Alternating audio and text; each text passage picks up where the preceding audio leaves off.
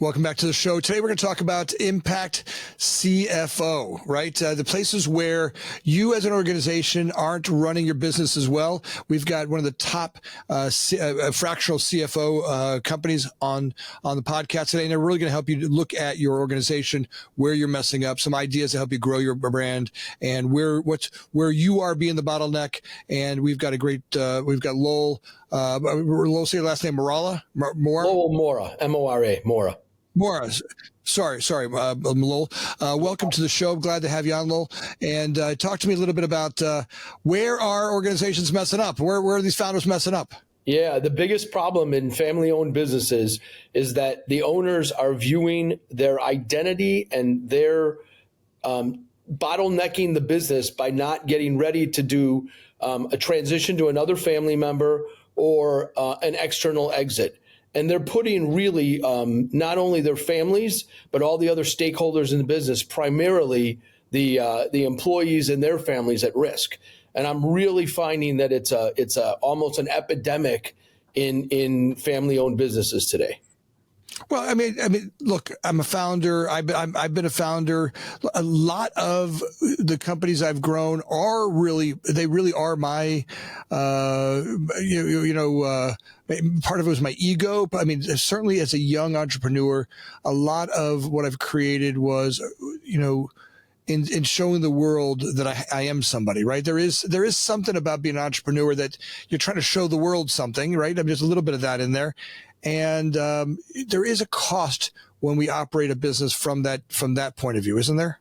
Yeah, there's a huge cost in it, but it's a lot different when you're a young entrepreneur and you're engaged. Even you need to have a transition plan. I say to everybody all the time, what happens if you get hit by a bus? What happens if you get hit by a bus, Anthony? You don't have to answer, but there needs to be a contingency plan for every business.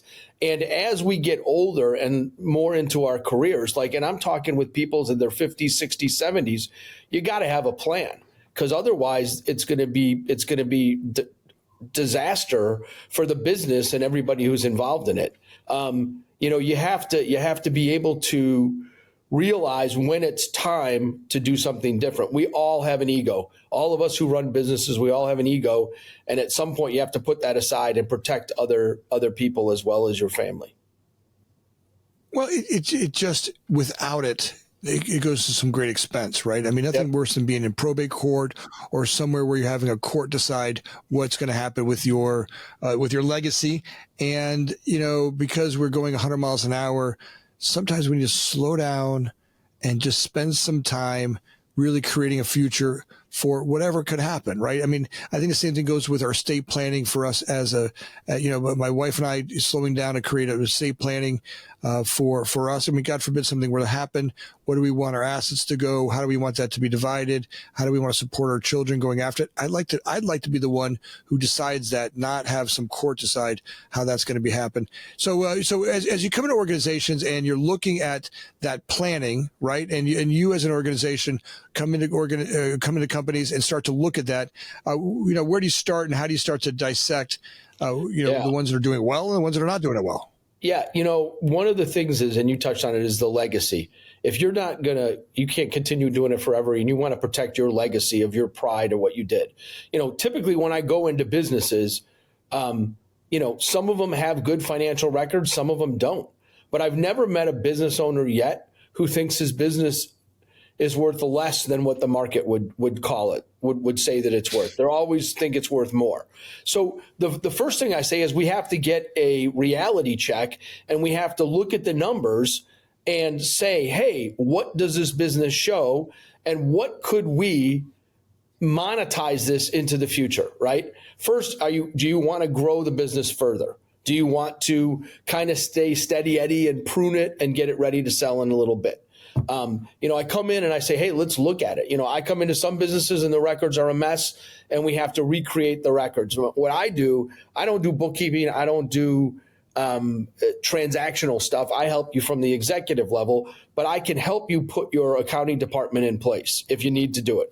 Outsourced, internal, whatever it is.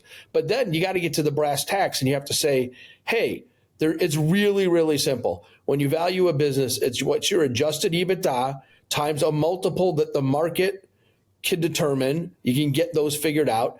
And is that what you want to do with your business, right? Do you have I ask the simple questions. Do you have a family member who wants to come into the business? And typically they say things like, no, I don't know. I haven't talked to my kids. What do you mean you haven't talked to your kids? Your kid's 35 years old. You're 70. What are you waiting for? And that's the thing, is you really kind of have to grab them by the lapels. And I say by the lapels because most of the business owners are typically guys, and say, hey, what is going on here? So. I got a feeling that some of my daughters might take over my company, and it excites me, right? I finally got one daughter who jumped into our accounting department. I got one son that's on the construction department, a construction arm. I would love to see, some of my offspring, continue on with the organization, maybe, in partnership with the people that are here, and, really create a future that's there. Look, it bring me so much joy to have that. But, you're always kind of like wanting them to have their own experience, their own little fiefdom of creation. So, I think that's where, fathers or mothers that, look at their offspring, they want to, not force them into the organization, but, have it as an option, right? And, we ultimately want to create leaders, not followers. Right. So I think that's why that conversation gets stalled, is allowing them to kind of go out and try out the world a little bit, and then decide maybe I do, maybe I don't want to join this organization. And I think that's exactly the way to do it. And I think businesses have been doing that for a long time. Even my own family, there's a 4th generation business in the family. My side of the family has been out of it for 2 generations, but they always sent them out to work for other people for not 2 years, somewhere like 5 or 10 years, and then you can come into the business. You hit on the big thing, and it's preparation.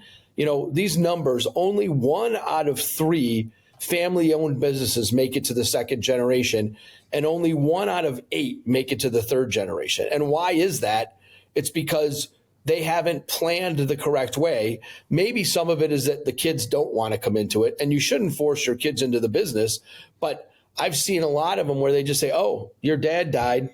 You're taking over the business. You're 32 years old and you don't know anything about the business that you're coming into. And that's a recipe for disaster. And rather than going out and hiring some professional people to run the business or do whatever, it comes all into planning ahead and contingency planning.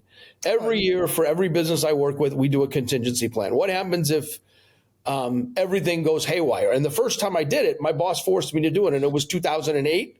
And I'll tell you, it really came in handy in 2008. And I've been a firm believer in that ever since.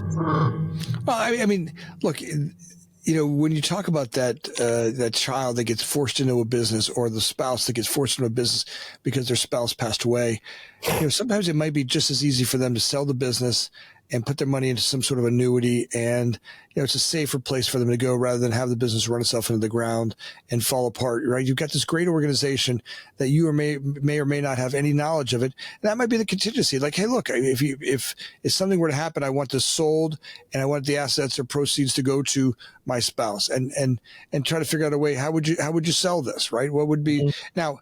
I think you hit on some stuff. We got to look at it with some, not rose-colored glasses. We got to look at it with some real clear vision and some real reality, right? We'll do a reality check on what's the business really worth.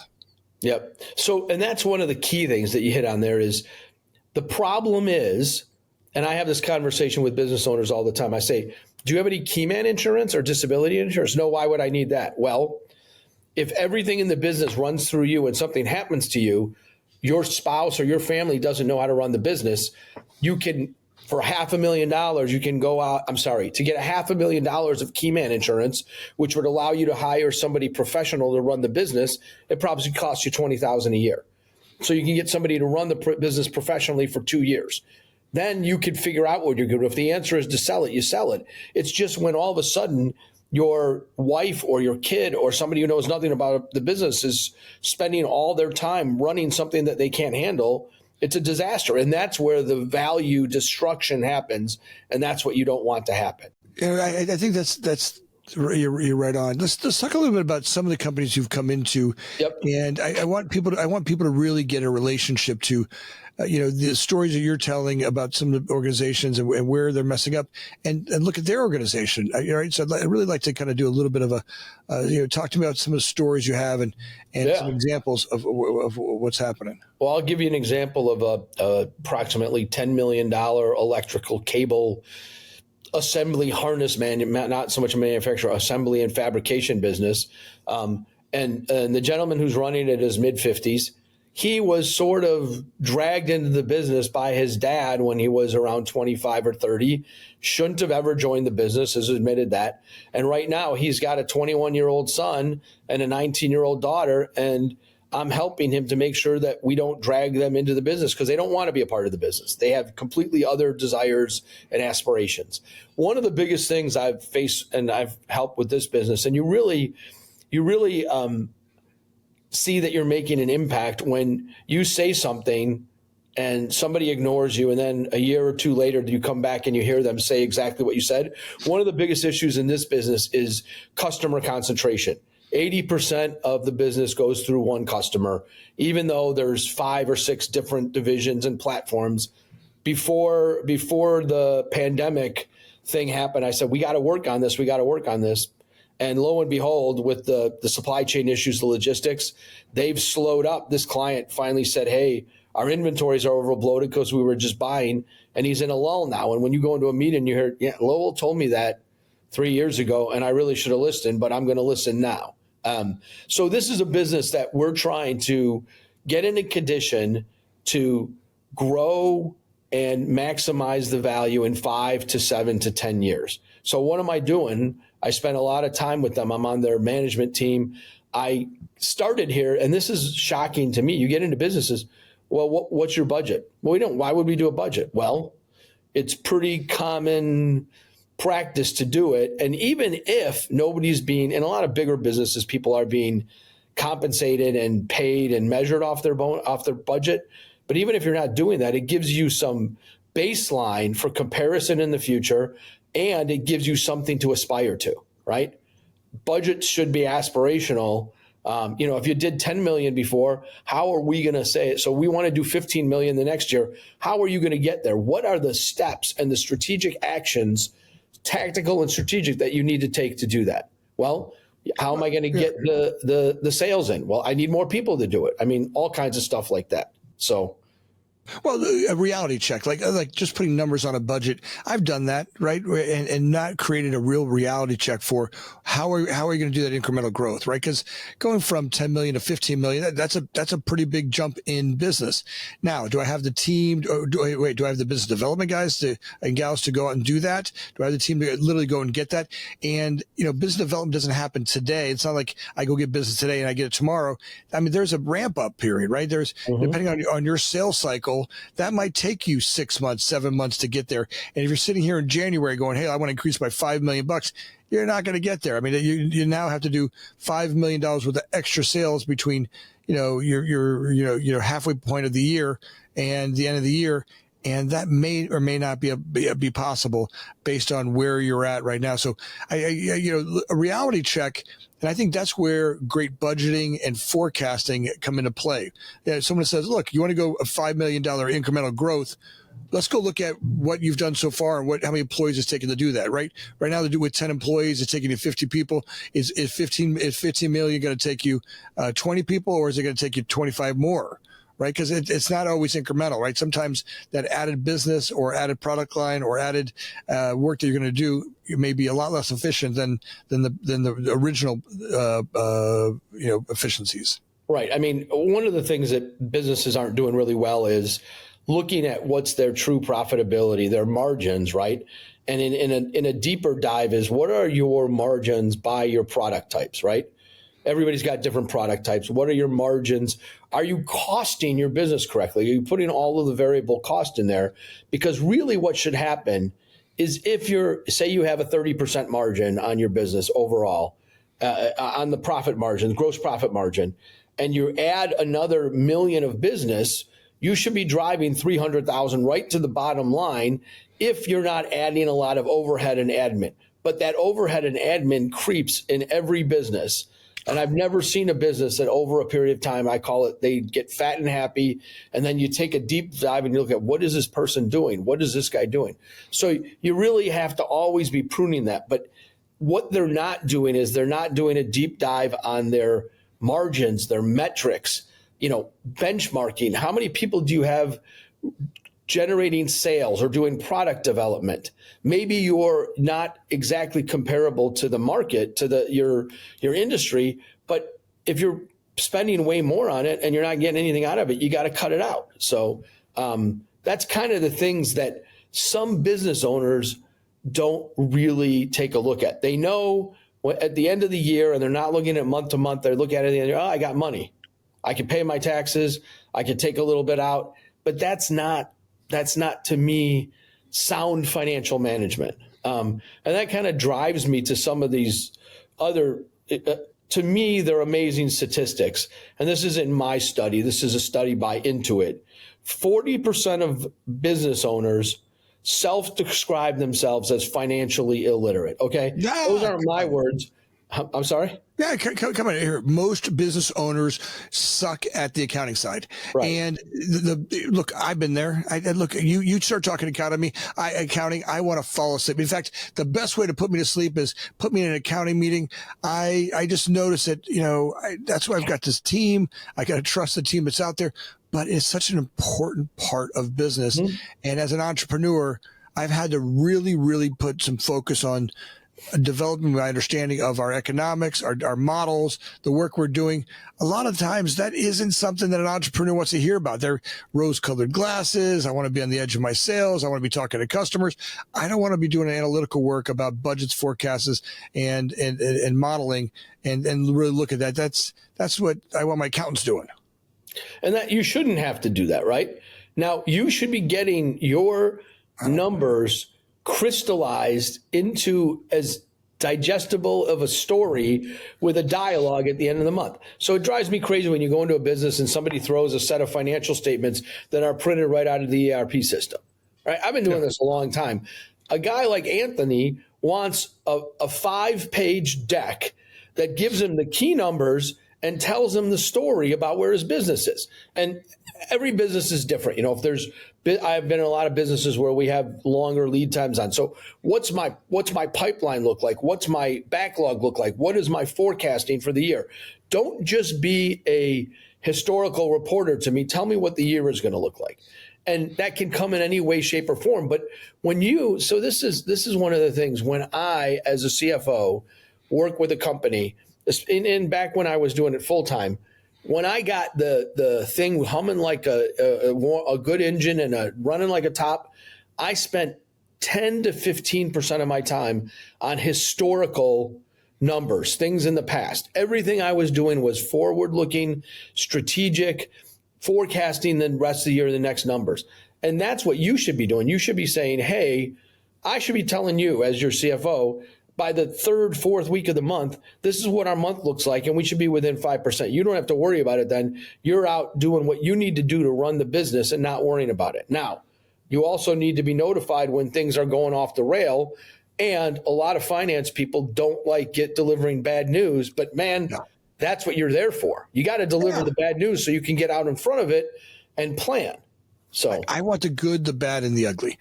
Look, if I can't hear the ugly, I can't trust you, right? If you can't tell me as my CFO or my head of accounting or whatever, whoever that person is in your organization, hey, look, here's where we're messed up. Here's where we are financially. Here's what the impact is for the projects we got or the projects we didn't get. I need to be able to look at that because now I can make sound business decisions based on reality, not, some rose-colored glasses that ultimately affect me in a real negative way. And that's why 50% of all businesses are bankrupt within 2 years. Yeah. And that's one of my stats. I got 48%, but that's what happens. Businesses go out of business because they're essentially, in a lot of cases, they're flying blind, right? They're driving blind. And how can you run a business in that fashion? It's just shocking to me. Now, I'm a finance guy and I'm a numbers guy, but, I've worked for all kinds of people, and I can work for pretty much anybody. Engineers who want to re-engineer it and go through the numbers. Sales guys who have the attention span of a gnat. I love those guys the most because they say, tell me what I need to know, move on, and let's go. But when he needs something from me, when that person needs something from me, he knows he's getting the straight dope. And when he really wants to dig in, I know something's up because we can really go through it. So, all right, let's do this. Let's start with, as a CFO, you come into my organization. Where are we starting? What's the most? What are the top 3 or 5 things I need to be looking at in creating a sound financial understanding of my business? Yeah, I mean, the first thing is you need to know what are your sales, right? Yep. Historical sales. What are your sales over the last few years? What are your margins? And really, what's your profitability or your bottom line? If you're losing money, then we've got to do some things drastically, right? We've got to do some things very quickly to clean it up. And one of the big things that they don't look at that I'm big on, and I have some offerings on, is a 13-week cash flow, right? Forecast. Any business, the PE guys are big on this, and I learned it many years ago. And no matter what business I'm in, no matter how much cash we have or we don't have, we do a 13-week cash flow forecast. So what does that mean? Some companies, I do it once a month. Some companies, I do it twice a month. Some, I do it once a week, right? Depending on where they're at. You've got so much cash today, and you have to forecast in what am I going to bring in and what am I going to spend. It's very tactical. And then it tells you, when am I going to need to draw on my credit lines? What's going wrong? How is this going on? What's going on? And how do you go? And other than that, businesses are just spending money when they have money in their account and not spending when they don't have it. And wait, I can't be out of money. I got plenty of checks left. Right, exactly. Now, and just because you're short on money doesn't mean things are bad. What's your receivables? How come you're not collecting your receivables? Yeah. The other thing that I see businesses do, and this is a lot of times a personal decision, businesses are think that borrowing money and debt is verboten. Debt really, if used intelligently, that means that you're going to grow your business. You borrow money at 4% or 5%, and you got positive net present value projects that are going to bring back 12 or 14. It's a no-brainer. Even more maddening to me is businesses that are spinning off an immense amount of cash. I've had businesses where they're spitting off $20 million a year, and the family's just taking it out. I said, is there nothing in this business are there no projects that are worth reinvesting in? So I kind of got off of what you asked me, but you've got to take a good hard look at your financials. And then I ask every business owner and sometimes this is where you have to become the kind of the social worker therapist, not just the numbers guy. What are your personal goals and what are your business goals, right? And depending where you are in the life cycle of your business, if you're a young entrepreneur, you're like, man, I just need to make enough money to pay my mortgage. I got to do my college funds. I want to take a couple of vacations a year, and I want to plow everything back into this business because I want to grow it. If you're further in your career, a lot of these business owners see it as kind of a retirement plan. They don't view it as an asset, and that's really dangerous. And that's where I kind of get into, listen, you have to treat this as a part of your portfolio. So what are your desires? And I have to help guide them to that. And then what's your business goals, right? Wait. So say that again, because I think I don't want to skip over that, some sort of. Let's articulate that idea a little bit more. So entrepreneurs, listen to this. So a lot of people who own businesses, entrepreneurs, they don't view their business as an asset, right? They can say, hey, I have investments in stocks and bonds. I have some real estate. I have this. But the other leg of your wealth, your net worth, is what your business is worth. And when you get a lot of business owners, when they get further along, they just view it as I heard them tell me, this is my retirement plan. Well, it's not really your retirement plan because you're not going to live forever. All of us are immortal, or none of us are immortal. You also get a lot less effective as you get older, right? You're not the 25-year-old entrepreneur. Now you're the 75 entrepreneur, and you're taking a nap twice a day. And that's the sub-optimization of it. And we're all going to hit it someday, right? Yeah, it sucks, but that's what I'm doing with the business. So and a lot of businesses are doing it right, but a lot of them aren't. So what happens at that last 5, 10, 15 years is they just say, well, this is my vocation. This is my hobby. I don't know what I would do if I don't go to work and run this. So they destroy value, a business that might have been worth $10 million because the owner wants to spend half of his time in Florida, which isn't bad. But if you want to do that, you have to turn the business, the reins over to somebody else to run it, whether it's somebody you hire to do it, whether it's a family member, or you counsel them. And I see so much value destroyed, right? Because in the end, you want the value of that business to be passed along to your heirs, right? So you have to view it just as part of the assets that you have in stocks and bonds. And right. Don't get lackadaisical and look, ruin a great asset, right? You got a great company. It's time to start thinking about an exit strategy. It might make sense for you to look at your numbers and go, look, you could sit here and drag this on and ruin it forever.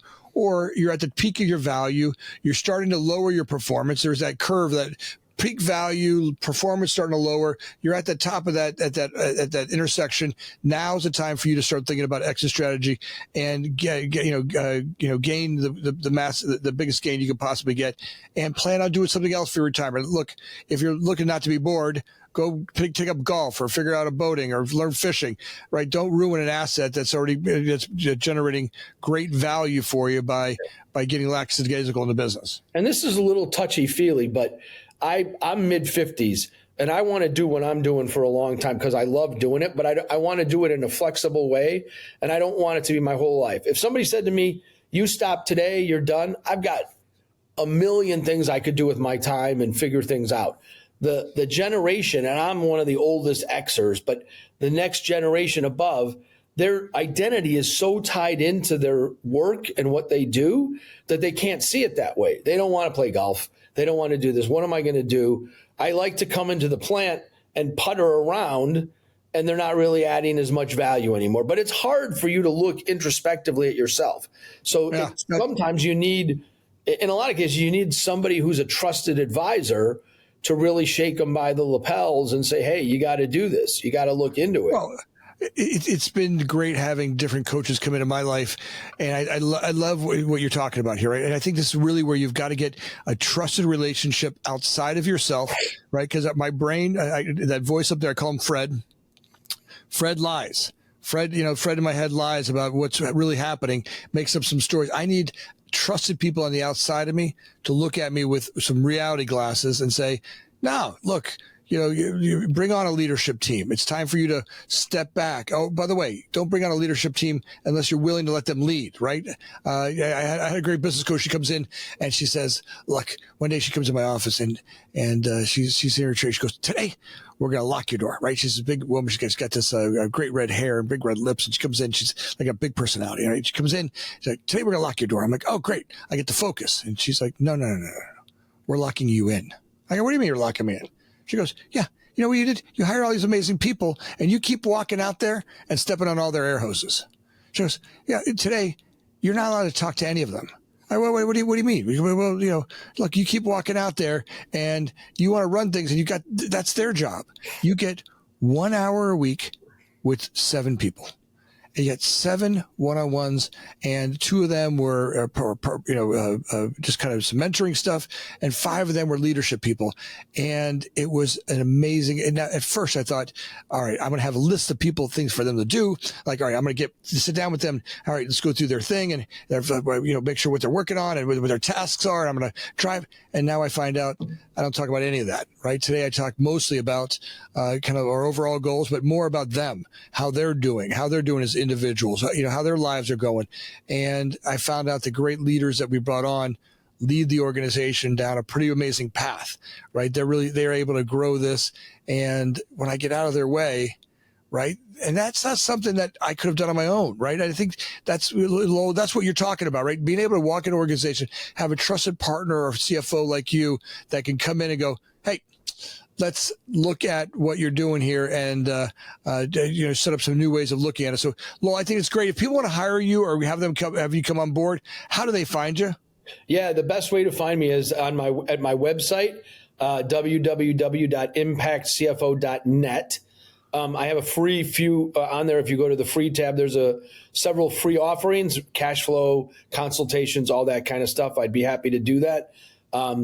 You can also email me directly. It's lowell@impactcfo.net, or you can also give us a ring at 847-212-4081. I'm looking forward to talking to anybody who's interested in whipping their business into shape and monetizing it in the long run.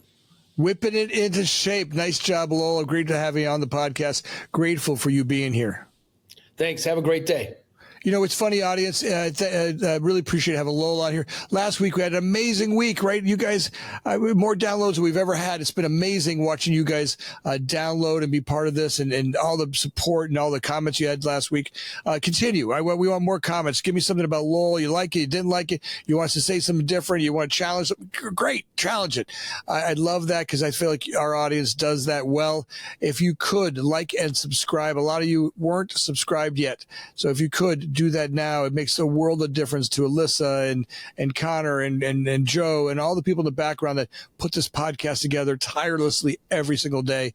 We're grateful. It helps us get great guests like Lowell on here. And as always, we're thankful for you listening. Thanks. Thank you.